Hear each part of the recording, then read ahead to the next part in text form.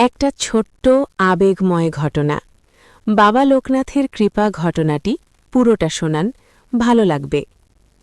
যে আলোটা কখনো নেভে না। রাত ৩টে বেজে গেছে। চট্টগ্রামের ওই ছোট্ট টিনের ঘরে ঝড়ের দাপটে জানালার পাল্লা কাঁপছে।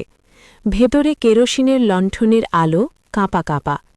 বিছানায় শুয়ে আছে রতন। বয়স ৪০-এর কাছাকাছি, কিন্তু চেহারা দেখে মনে হয় ৬০ পেরিয়ে গেছে। ফুসফুসে কি যেন জমে গেছে। প্রতিটা শ্বাস নিতে বুক ফেটে যাচ্ছে। পাশে বসে আছে তার স্ত্রী মালতী।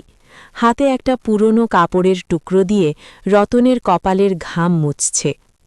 ছোট মেয়ে রিয়া ৭ বছরের, মায়ের কোলে মাথা রেখে ঘুমিয়ে পড়েছে।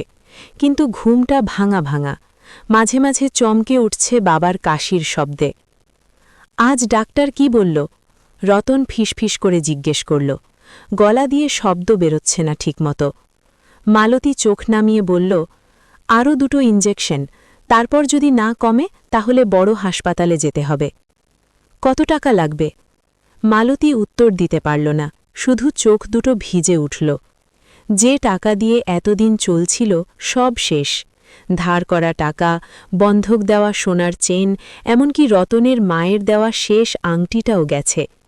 এখন আর কিছু বাকি নেই। রতন চোখ বন্ধ করল। বুকের ভেতরটা জ্বলছে, কিন্তু তার মনের ভেতর আরেকটা আগুন জ্বলছিল, আশার আগুন।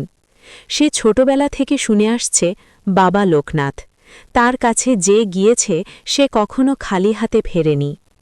রতনের বাবা মারা যাওয়ার পর যখন ঘরে একটা দানাও ছিল না, তখনও বাবা লোকনাথের নাম নিয়ে মা ভাত রেঁধেছিলেন। আর সত্যিই সেদিন অচেনা এক লোক এসে 2 বস্তা চাল রেখে গিয়েছিল। রতনের বিশ্বাস ছিল বাবা লোকনাথ তাকে ছেড়ে যাবেন না। সে ধীরে ধীরে হাত তুলল, কাঁপা কাঁপা আঙুল দিয়ে বুকের কাছে রাখা ছোট্ট একটা ছবি ধরল। লাল কাপড়ে মোড়া বাবা লোকনাথের ছবি। চোখ দুটো যেন সরাসরি তার দিকে তাকিয়ে আছে। বাবা, আমি আর পারছি না। তার বলা ভেঙে গেল। বউ বাচ্চার মুখের দিকে তাকাতে লজ্জা লাগে। আমি চলে গেলে ওরা কি করবে? আমাকে বাঁচাও বাবা, শুধু আমার জন্য না, ওদের জন্য। আমি তোমার কাছে কিচ্ছু চাইনি কোনোদিন।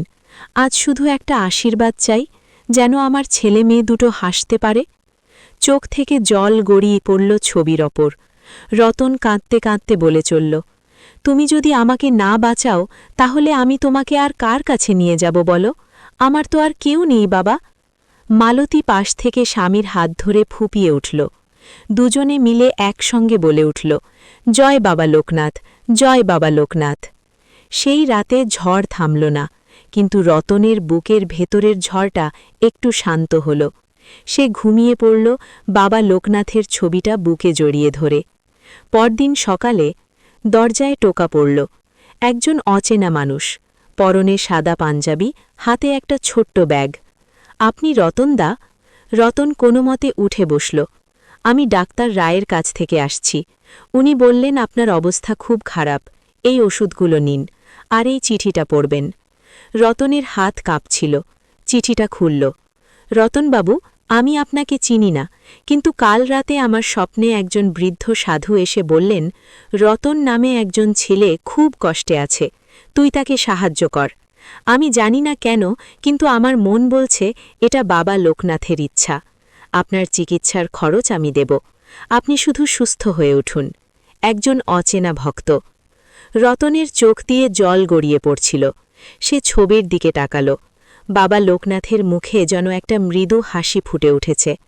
মালতী রতনের পিঠে হাত রেখে ফিসফিস করে বলল, দেখো, বাবা শুনেছেন। রতন কাঁদতে কাঁদতে বলল, না মালতী, বাবা শোনেননি। বাবা তো সবসময় শুনছিলেন, আমরাই বুঝতে পারিনি। সেদিন থেকে রতনের ঘরে আবার হাসি ফুটল, আর প্রতিদিন সকাল সন্ধ্যায় একটা ছোট্ট মন্ত্র ভেসে বেড়াত, জয় বাবা লোকনাথ, তোমার কাছে আমরা কখনো একা নই।